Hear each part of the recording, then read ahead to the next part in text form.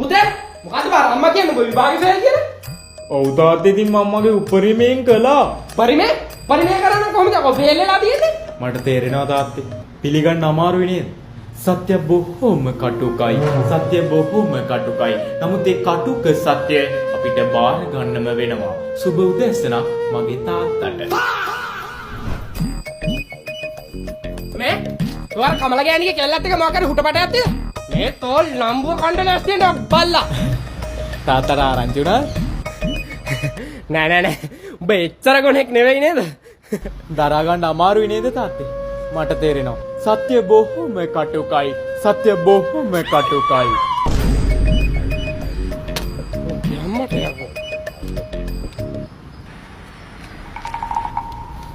තෝ එනකන් තමයි හිටියේ.